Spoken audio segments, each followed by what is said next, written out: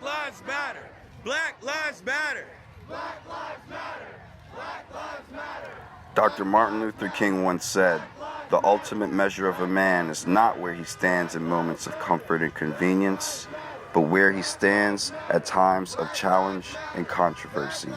Today, we witness the level of the human spirit when it is at its wit's end. Today, we mourned over the unfair deaths across this nation. We walk together with the ones who feel the same as we do. Injustice is rampant and escalating in our own home, our country. Freedom is a matter of perspective nowadays, and no one seems to feel free anymore.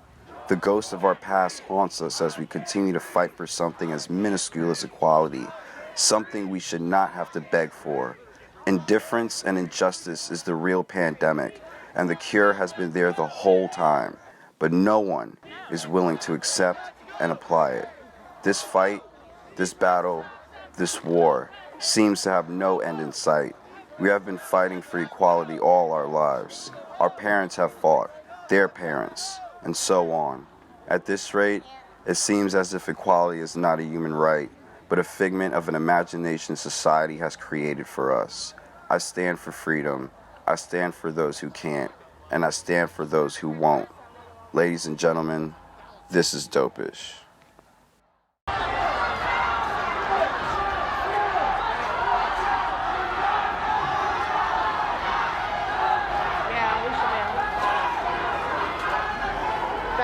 No. Oh my God. Okay, all right, so we're gonna cut the feed now. The cops are approaching us. Hold on, the cops are approaching us. We gotta go. I'm ending the feed. Get some pictures, or are you online? Oh shit. That's a whole round of tear gas. Yes. Into the ground. Everybody back up, because we're violating too. Everybody back up. They use force to make you do what the deciders have decided you must do. These words were spoken by Eldridge Cleaver, an early leader of the Black Panther Party. Riots. Riots everywhere. From every corner imaginable. What does this accomplish? What is it an indicator of? For centuries, groups of people have been oppressed to near extinction. Famous examples include the Armenian Genocide and the Holocaust.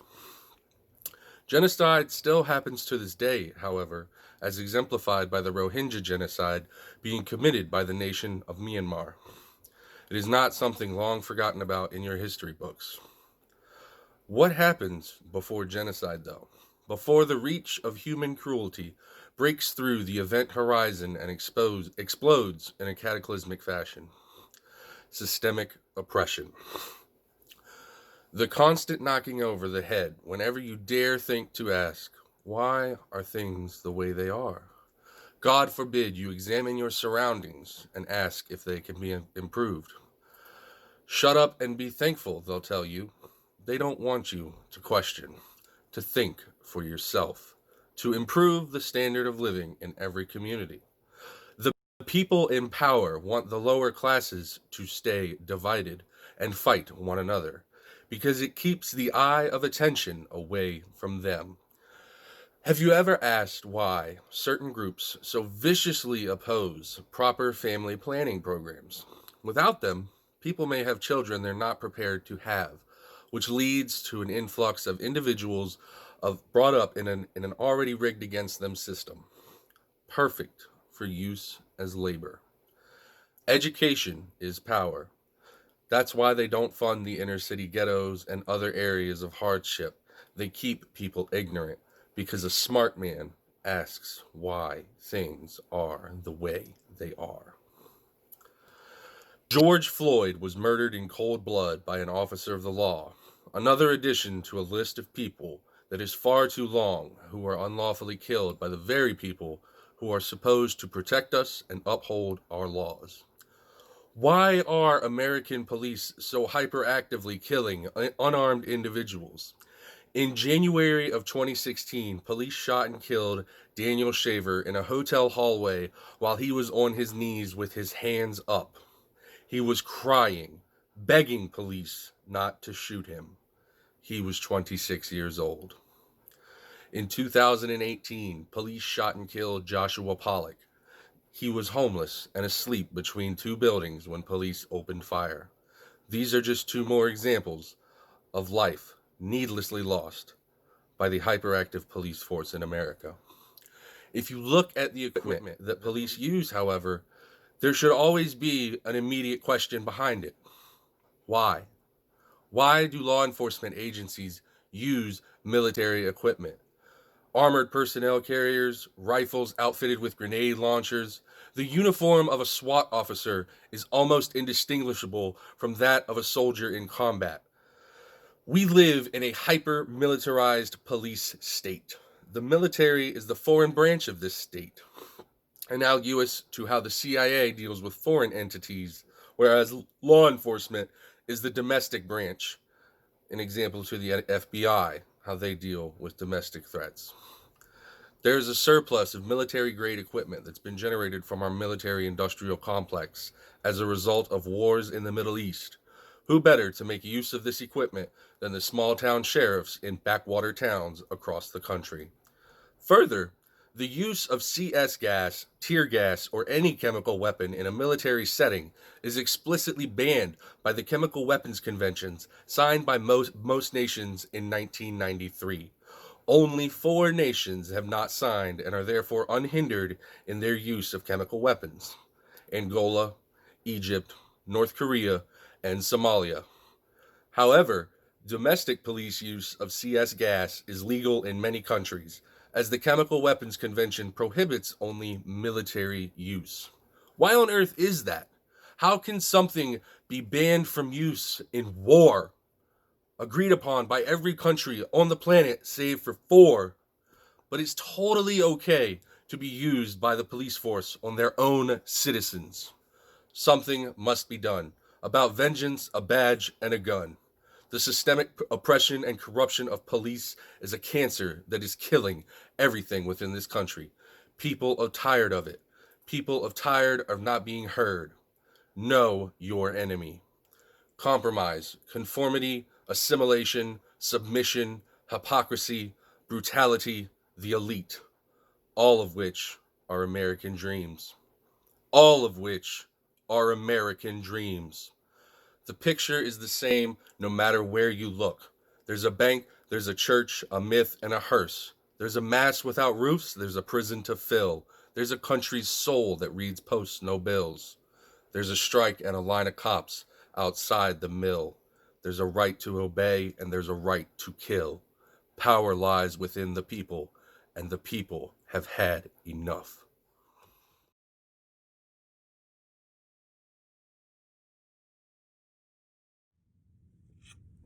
What's up, Dopeish fam? If you could already tell, this week we're talking about these stupid face masks. They are so hard to fucking breathe in, for one. They get caught on all my earrings, like right now.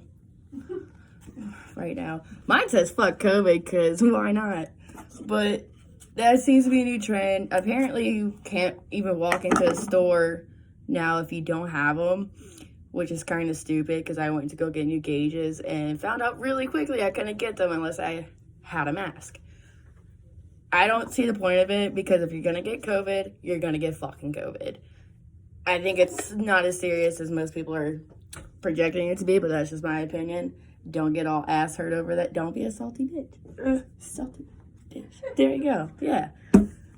I guess they help, but they don't really help when you're walking around Walmart and your kids are playing all over the shopping cart, touching it. You can wipe it down all you want, but I guarantee you didn't wipe every inch of it. You kid probably got COVID. Congrats. You were trying to find a steak. They found COVID. But at least they had their mask on. At least they had that. Because if someone coughs, they're not going to get it. I have seen some really cool looking ones, though. A lot of people are making their own because, well, that's kind of what I did. I just rigged it up real quick. But because they're ugly. They're fucking ugly. You can't breathe in them. I don't understand it. You're just going to get COVID and die. I'm sorry. You are. But yeah, I've seen some cool ones. I saw a Star Wars one. That one was really cool. I've seen real bedazzled ones. Anyone that's a raver probably already has a face mask, so you're all set. people that don't, a box of 10 is like $10, which I guess that doesn't seem too bad, but it does seem really ridiculous, and they break really easily. I tried to put one on the other day, and I snapped this little string bullshit. I don't know. I don't like it, and I painted mine, so like when I breathe it in, I feel like I'm just like getting high as fuck because all I smell is fumes, but at least I have my mask. And if you think I'm not gonna wear this inside Walmart and all the stores that's required, you're wrong, because they can't tell me, you can't wear it. It's a mask. You're welcome. You're lucky I even fucking put it on. But yeah, there's not really much else you can say about them. They're dumb. You're gonna get COVID anyway.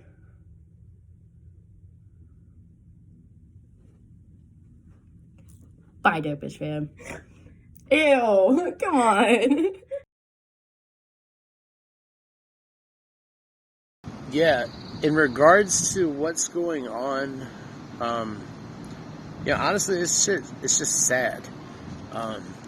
We're living in a time right now where everybody should be standing side by side, regardless of skin color, regardless of, where you come from, regardless of anything like that. Like every single person that has a heart should be standing side by side to, protest what's going on and not have to worry about social media and the media and the news and everything like that, just trying their damnedest to sit there and divide us as a nation. Because let's face it, if you're a news station, of course you're looking for ratings, and what's going to boost ratings more than animosity and violence and looting and raiding and all this shit. They don't want to sit there, a lot of stations don't want to sit there and actually broadcast the peaceful protesting going on. All the people walking, marching side by side with signs and chanting and just, letting their voice be heard. And it's not right. It's not right at all. Because, you could be in a room full of 100 people and look all around you, and 9 times out of 10, every last one of those people in there are going to be standing in solidarity and just, actually being for the cause and wanting to be part of a movement, wanting to start something where we can look back on this one day, with our kids and everything. We can look back and say, we were part of this. We caused the change. We caused, a wrong to be righted, if you will. Of course, nothing's ever going to bring back George Floyd. Nothing's going to bring back anybody. Nobody. Even all the way back to Rodney King, some people might not even been old enough to even remember what happened in LA and everything with the Rodney King beatings, and a lot of people are sitting there talking about how there was a FedEx driver who was driving an 18-wheeler that ended up running over a man, and the guy actually died from his injuries from being ran over by the 18-wheeler. And a lot of people are outraged by that, and this is one of those scenarios where my age, it really perceives me, because then I sit there and I end up thinking back to when all of the Rodney King beating, when the Rodney King beating happened, and there was an 18-wheeler in LA, and the man was dragged out of the 18-wheeler and beaten to death. Now, a lot of people do remember that, and a lot of truck drivers actually remember that, and because of that, if I was in the scenario of the guy who was driving the 18-wheeler, I can't say I wouldn't have done the exact same thing, because the man was literally in fear for his life. You have an angry mob of people just jumping up on your truck, trying to bust out the windows, trying to get to you, and you have no idea what the hell they're going to do to you once they get to you. You don't know if they just want to rob everything you have in your truck. You don't know if they want to sit there and rob you, if they want to kill you. You have no idea. So, in a time like that, it's just instinct. You don't have time to really think about it. You just have your instincts. You act on your instincts, and that's what he did. But not to jump off base and everything, but as far as what's going on right here in Richmond, Virginia, for the most part, I just want to say I'm so fucking proud of every single last one of my fellow Richmond citizens, because y'all have been showing up, showing out, and really letting the voice of Richmond be heard. Not even your own voice, not just your voice, not just, everybody in your family and your friends' voice, like legitimately the entire city of Richmond, our voice is being heard.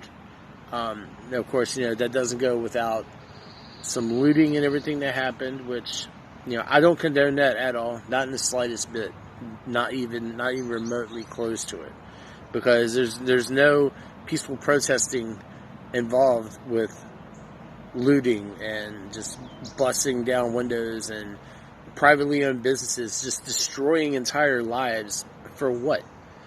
Just to cause destruction? Because what's destruction going to cause other than more outrage and everybody being on edge, and there's going to be so much hatred and rage and everything, and it's not worth it. It's not worth it.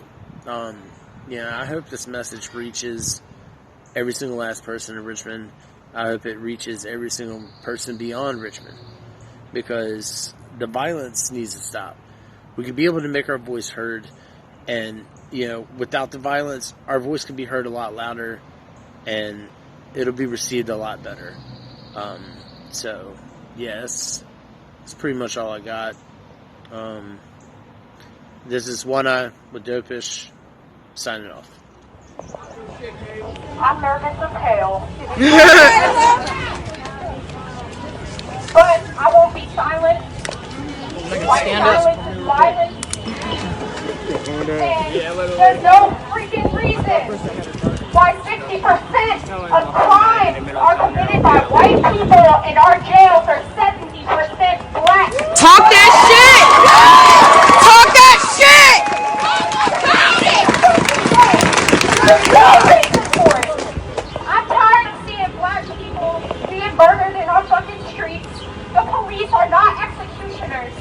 We are citizens of America, and all of us have the right to a trial. Not I get to decide if you die today. It pisses me off, and I can only imagine. I'm out here with for my black family, and my black brothers and sisters, and my black citizens, and all of that. Y'all have the right to protest, and have us stand with you on the front line, not in the back. Yes.